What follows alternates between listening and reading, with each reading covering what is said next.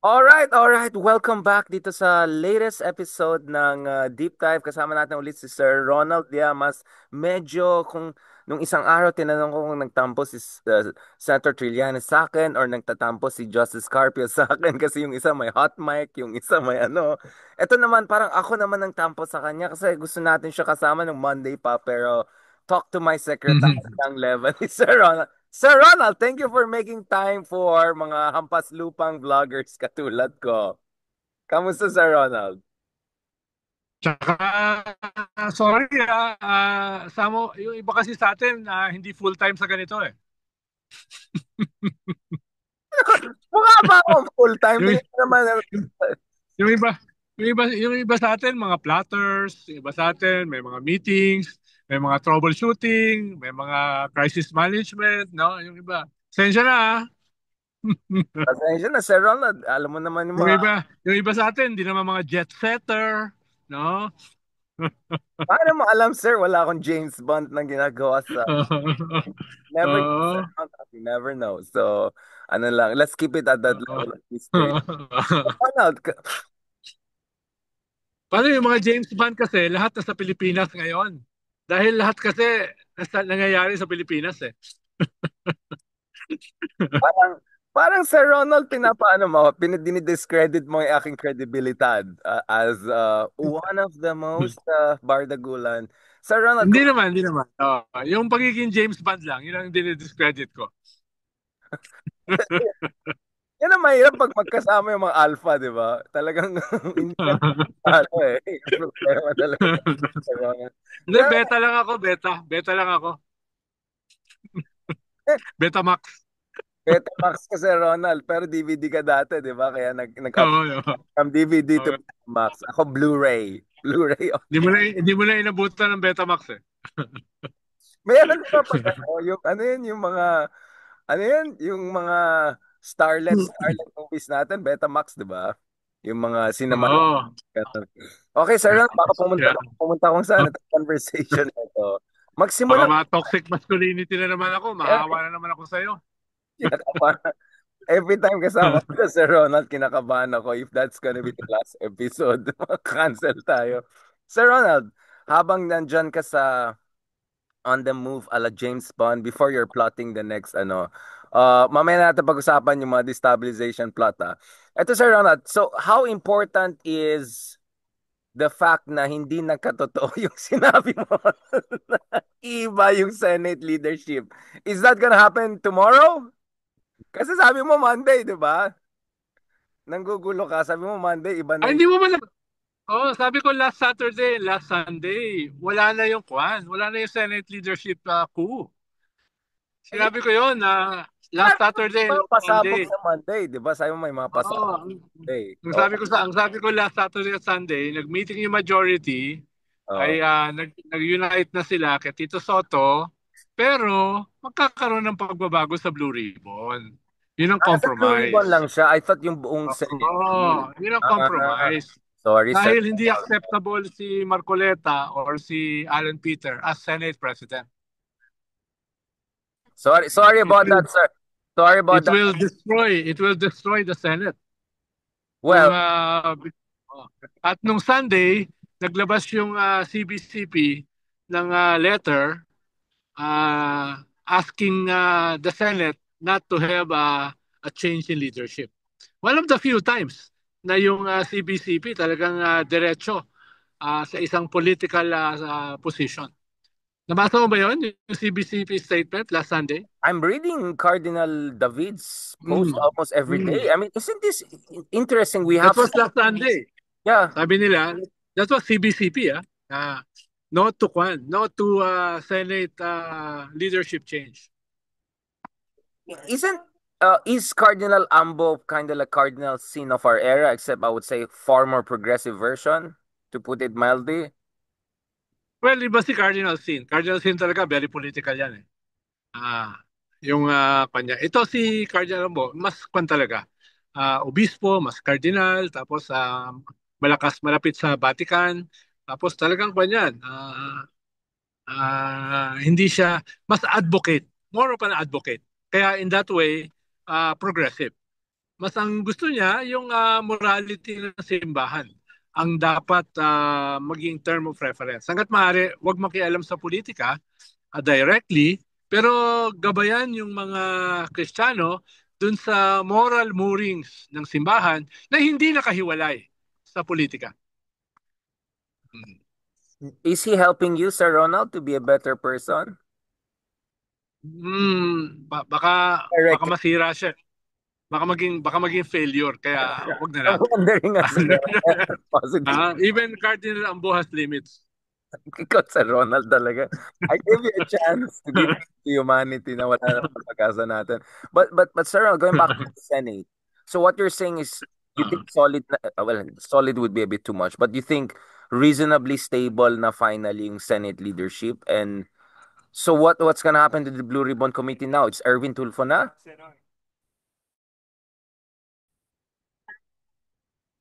Mahirap sabihin na stable dahil the majority very thin yung kanyang majority. So it can still happen overnight, no? Yung nga pala yan. Pero at the same time, under attack kasi yung Senate Kaya kung magkakaroon siya ng Senate leadership change, the institution will be greatly undermined. So yes, napaka napaka laki ng possibility na magbago yung majority with their thin majority. Pero at the same time, mas circumspect yung mga senador na kung magbabago sila, masyadong mawiwiken yung institusyon. No? So kumbaga, Kaya, they shared interest in making sure the house is not burned down. yes. Imaginein mo kung yung mga pro-Duterte ang magiging Senate President, I doubt if that will happen. At the very least, there will be a compromise. No? There will be a compromise na hindi naman yung mga tipo ni Marcoleta or tipo ni Alan Peter yung magiging Senate President. Yeah, although parang ayoko na magsalita. But sir, so what's happening now with the Blue Ribbon Committee? Erwin Tulfo na. Why not Risa Ontiveros? Wasn't Risa supposed to be the Blue Ribbon aside from Lacson? Or you think they cannot put someone hard hitting Eh because kung eh kung eh kung ilalagay mo si Risa, ba't pa nawala si Lacson? lalala pa, di ba? In a way na she's gonna Oh, kaya nga make it even harder. Yeah. kaya nga nawala si Lacson dahil parehas sila ng ethos ni Risa, uncompromising, no, in terms of their anti-corruption. So, one of the reasons kaya nawala si Ping, aside dun sa kanyang personal exasperation sa mga members niya sa Senado at saka sa Blue Ribbon, ay to ease the burden on Senate President Soto. So, kung si Risa ilalagay mo, baka hindi rin ma-ease yung burden. Baka lalala. Dahil dahil mas progressive si Risa kaysa kay Ping Lacson. But do you think Ping was also a little bit scattershot shotgun with this approach? Kasi in a way, this also boomeranged on Risa when basically he demonized saying nung sinabi niya halos lahat may insertions, for me that provided an opening. I mean, obviously I mean hindi intentional 'yan. Pero nung tinarget na si I mean, that was a black ops, no? Sir Ronald, yung singling out Riza Ontiveros for supposed insertions and all of that. Was that a black ops operation? I mean, why just emphasize Riza lang yung supposed insertion ni Riza? Amendment lang 'yun, 'di ba? So my sense is medyo sabog yung style ni Lacson, parang na-demonize lahat. Yung sinabi niya, lahat may insertions. Tapos mamaya, but yung amendment, dinikit kay Risa to say may insertion siya. So, what is your read Well, of baka yung ibig sabihin ni Lacson, dahil alam naman ni Ping yung power of the purse, ay pwede kang mag-amend or mag-insert before the BICAM. No? Baka ang ibig niyang sabihin ay walang insertion si Risa dun sa mga anomalous insertions during the BICAM. No? Baka yun ang ibig niyang sabihin. No? Uh, I'm not sure, pero baka yun ang ibig niyang sabihin nung binanatan niya na most senators ay merong insertions. No? Of course, naging opportunity yan sa mga kalaban nila, hindi lang ni Risa, kundi ng majority para gamitin yon. Para gamitin yon to attack Risa. just to be clear, what Risa did was just amendments, right? Hindi naman siya yung dodgy insertions. Wala naman masyadong difference ng amendments saka insertions.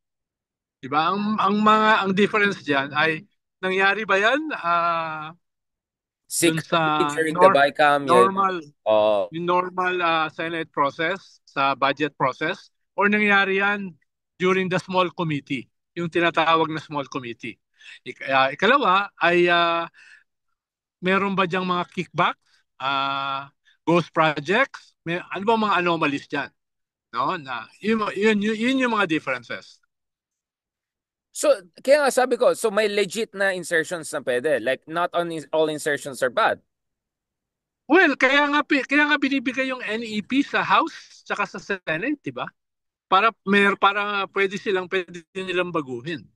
Ang tawag doon, amendments, or yung iba, ang tawag insertion. Sabi nga ni Frank Trilon, pareho lang yun. Di ba? Pareho lang yun, no? Merong mga lugar na humihingi ng ganito, humihingi ng mga schoolhouses, humihingi ng bridges, etc. etc. So, pero yan, nasa normal process yan, nakabukas yan, no? In terms of amendments or insertions. Dahil nag-i-insert ka doon sa NEPE, nag-a-amend ka nung NEPE. Kaya sa iba, wala siya masyadong difference. The difference ay, yan ba ay ginawa mo doon sa small committee ng BICAM? Yan ba ay may mga anomaly? No? Anomalous ba yan? May ghost projects ba yan? So, nandun yung nangyayari. Ang problema, dahil nga wala naman ganung nuancing, ang akala ng lahat ay lahat ng insertions ay anomalous. No? Kaya nga, Yun that's yung why I blame nangyari. Lacson because yung rhetoric ni Lacson was really lacking nuance, and I don't know what you want to call that, journalism, but whatever that uh what's his name, that yung guy na nag-expose supposedly kay Risa Hontiveros, ano pangalan? Anthony. Kunying. Oh, Taberna, yeah, Taberna, yeah, Tuning. Like, did he provide that distinction between yung ganyan legit insertions, amendments from yung BICAM small Alam ko committee kahapon budget? nagba-backpedal siya. Kahapon Ah, nagba-backpedal siya. Kung nakita mo yung kanyang interview o yung kanyang TikTok. Pero hindi pa tapos yan. Hindi pa tapos yan. No? It will continue, no? Attack, defend, attack, defend, no? parang may a certain Ronald Llamas ganun din, di ba? Parang hindi Ako, ko puro ko sinabi lang yan, ako. sinabi ko yan. Ako, Hindi ko puro attack lang ako. Puro attack lang ako. bully Wala ka. akong defend.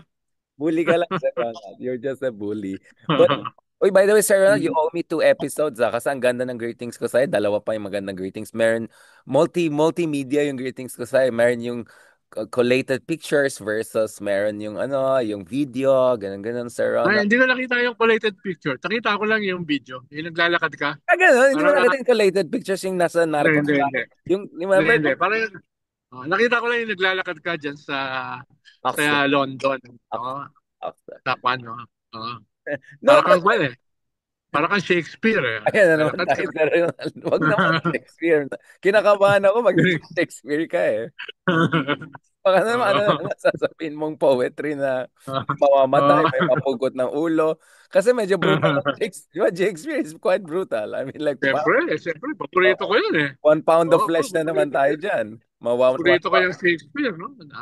Nung panahon na wala pa si Freud, no? Wala pa si Carl Jung, meron lang Ayan, palang Shakespeare ayan na na psychoanalysis na tumitingin sa tayo.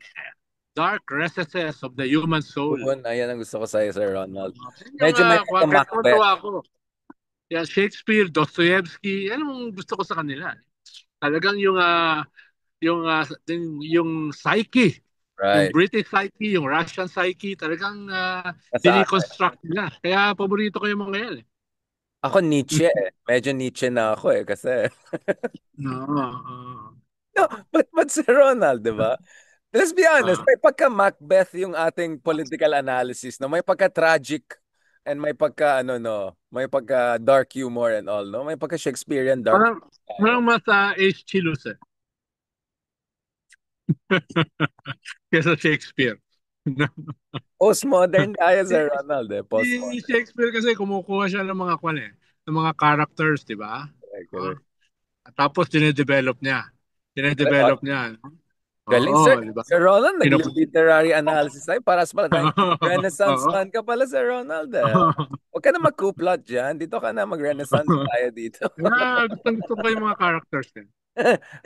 Sir Ronald, kamusta yung birthday mo, by the way? Were you overwhelmed by the... Sabi ko, Bakit yung isang kabilang channel may mga bulaklak pa, may mga doves Parang pa. Sabi ko, burol. buhay pa naman Parang siya. Buhay burol. pa naman siya, di ba? Parang burol nga. Oh. Sabi ko, bakit may dove? Lumilipad pa 3 dove. Sabi ko, bakit buhay pa naman si Ronald? Nakaka-text ko lang siya. Dami nga nagalit. Dami nagalit ang mga ex ko. Bakit daw ganun, no? Sabi ko, kayo naman. Ang tawag dyan, dark humor. Sabi ko, Wait. Sir Ronald, nagagalit ang mga ex mo kasi hindi sapat yung dark humor or dahil na dark humor ka? nagagalit sila dahil ako daw. Oh, Yun! pinapatay na daw Ayo! ako, buhay Ayo! pa. Oh, pinapatay daw ako, buhay pa.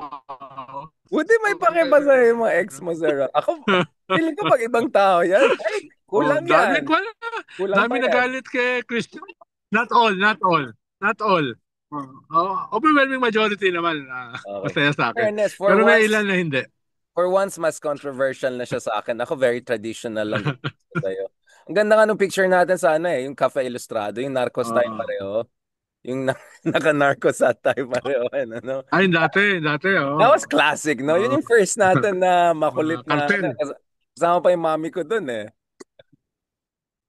Siya yung production assistant. Oo. Sir Ronald, abang nagre-reminisce ka, kasi poetic yan, may traffic, dumadaan ka, para nagre-reminisce tayo sa buhay, sa Shakespeare, poetry, existentialist, reflections. Pero Sir Ronald, balikan natin itong King Lear natin na politics. Like, oh my God. Sir Ronald, should should the Dutertes worry now with Ramulya there? And who do you see as DOJ Secretary? You think may leg itong rumors na Luistro or Castro could be considered DOJ Secretary, or trolling lang yan? Para lang matakot yung mga DDS, mainis sila. Eh, Age baiting ba yan? undersecretary. Under, well, doon sa DOJ, undersecretary ni Kwan, almost Acting. sure ang malalagay Almost sure dyan. yung acting. Dahil, Yung acting mismo? dahil kailangan tao niya eh.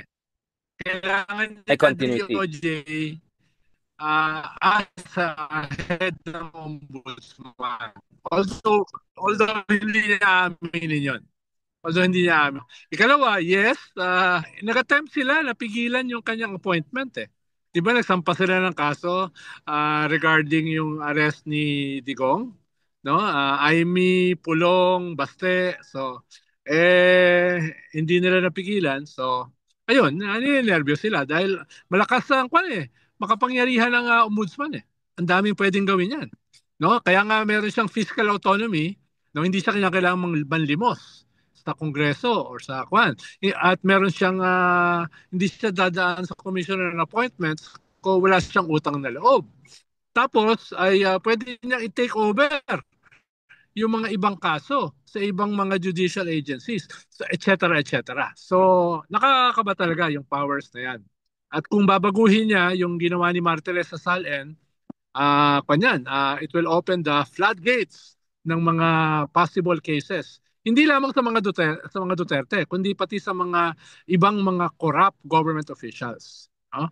Pero siyempre, kaya siya nilagay diyan, wala namang pagtatago, is to destroy the enemies of the president and to protect the president. Yung sa anti-corruption is also part of that. Pero that's the secondary purpose. And protect himself kasi 7 years. At saka, paano kung bumalik mga Dutertes, di ba? Pero kung siya, he survived a serious ailment. Kaya siguro, kung ikaw ay nag-survive sa isang serious ailment, kung ka na, all in ka na. Parang Las Cañas. Parang si Las Cañas, di ba? So, Din si Las Cañas. wala ka nang pakialam. So, Wala ka nang pakialam kung ano mangyayari sa'yo. Suicide bomber din ba ikaw sa Ronald? Suicide bomber. Maganda yan. Kailangan natin ng mga ganyan sa ating politika kasi puro tuwag eh. Oo nga. Kailangan ng politika. So, Sir Ronald, realistically, do you think cases against Sara will be filed? And then, anong potential interface ng ICI? Magiging irrelevant na bang ICI ngayon? Pwede na siya i-fold?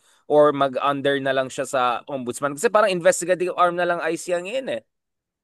Well, ngayon kasi, sa pagbaba ni Ping Lacson sa Blue Ribbon at yung possible na pagtiklop ng Blue Ribbon soon, tapos yung ICI jogging in place, ay nagiging mas malaki yung role ng ombudsman, no, sa ganyang klaseng context. No? Kaya definitely ako 100% ay sasampahan ng kaso si Sarah and others like her, no? At bagaman hindi siya makukulong habang siya ay vice president, hindi siya matatanggal sa position niya as vice president, hindi siya immune from suit.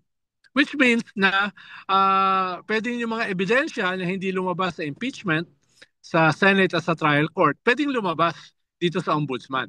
Halimbawa, yung kanya mga bank accounts, no? Etc.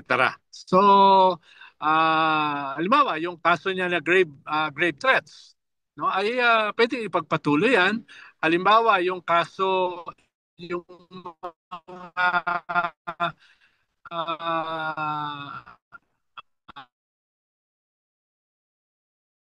uh, articles of ombuds of impeachment, but as administrative or criminal cases. No? Yung criminal cases kasi ay pwede yan sa mga senador at mga congressmen. Administrative cases hindi pwede sa kanila. Pero ang ombudsman pwede mag-file ng both administrative or criminal cases. Kaya yun yung kaya very powerful siya. Tsaka yung ano, yung potential disqualification from future office din, di ba? I mean, that could be also in the mix eventually. Oo, pero mas later yon. Mas Yeah, later much yon. Dahil later. nga, hindi naman siya matatanggal pa habang siya ay vice president. So ano mangyayari sa ICI ngayon? Where do you see the Independent Commission going now? Irrelevant na ba? Mafo-fold in na ba? Or pwede Well, mag-step up and mag-symbiotic na nasa, sila dalawa? nasa verge siya ng pagiging irrelevant kung hindi sila magle-level up. Halimbawa, naglabas sila kahapon nung listahan ng mga ah, ILBO. Pero ILBO yun, hindi pa yun na whole departure order. Pero indicative siya dun sa kanilang hindi lang HDO, indicative siya dun sa possible na i-recommend nilang kasuhan. Paano recommendatory lang naman yung ICI eh. Hindi naman siya korte, no? At ibig sabihin magko-complement siya sa DOJ, sa ombudsman tsaka DOJ. Pero iba siyempre yung powers ng DOJ tsaka ombudsman.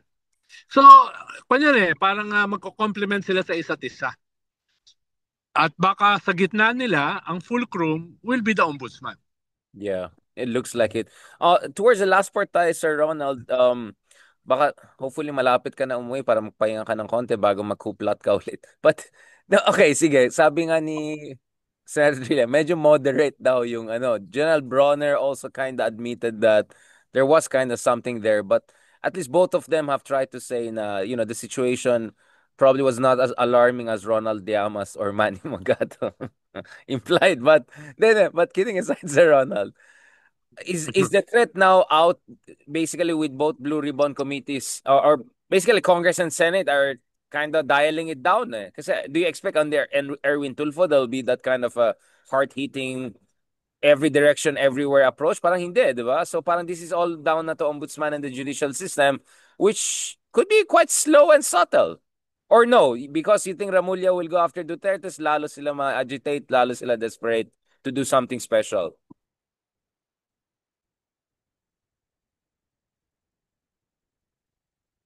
Efforts ay nanggagaling from different sides, different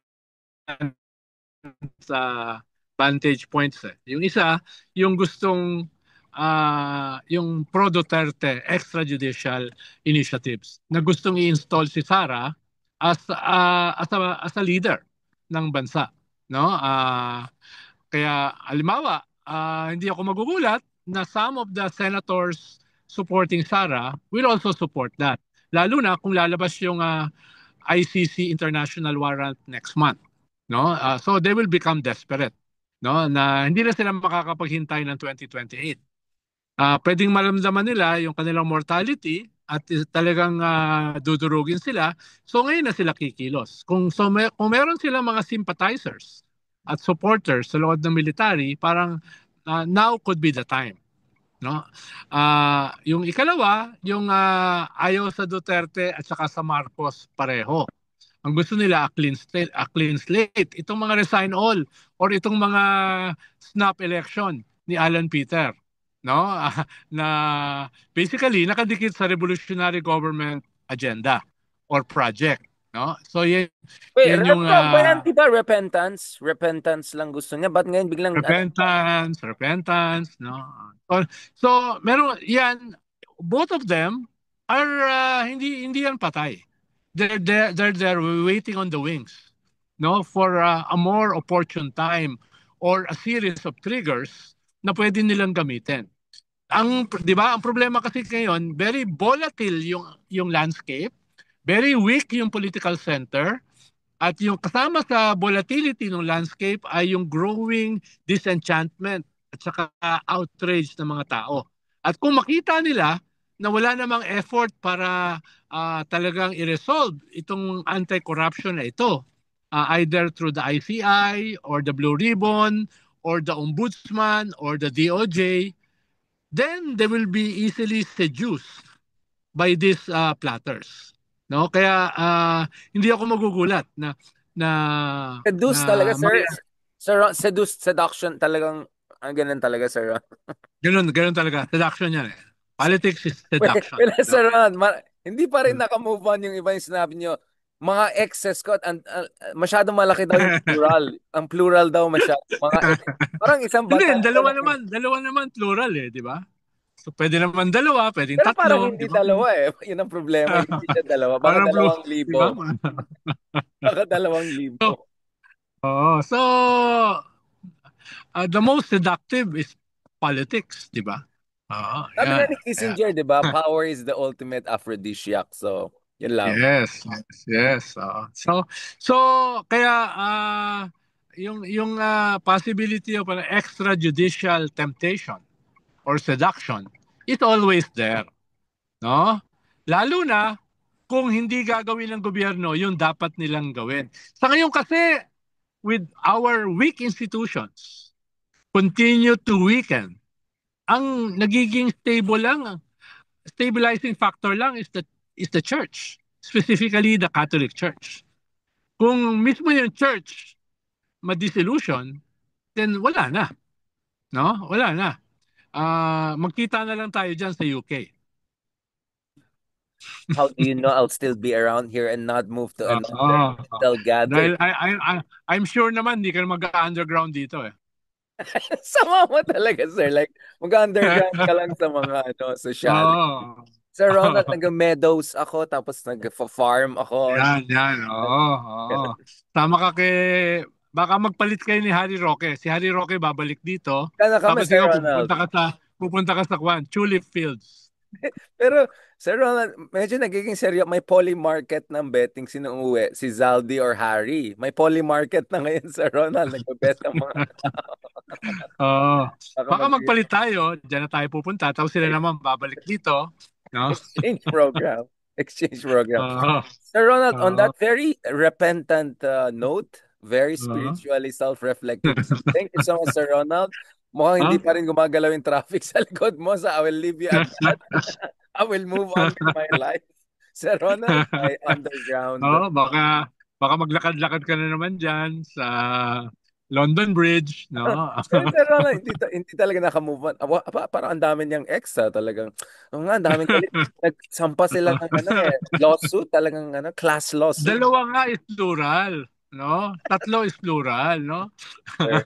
Hindi Let ito us not go there. 1970. Let Sir, us not go there. Baka kasi tamaan ka eh. yan tayo. Okay, oh, yeah. Sir Ronald, remember, 2 episodes. Isa pa lang yan. So meron pa ako isa pang assignment.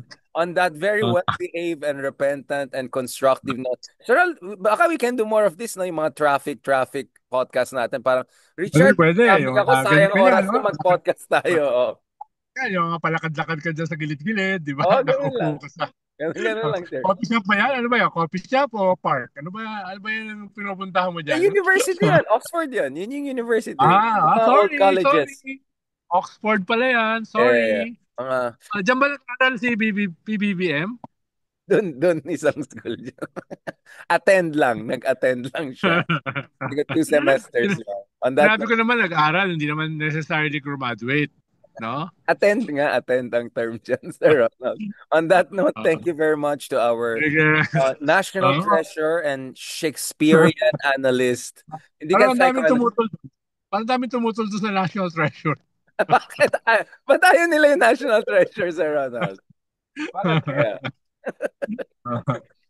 Mga ex din Okay. ba yan? Mga ex din, sir? Mga ex din na nag-letter. Okay, Sir Ronald, on that note, baka may masabi tayo. We'll regret it na naman. Thank you so much and talk to you soon. God bless. Okay, bye. Safe trip.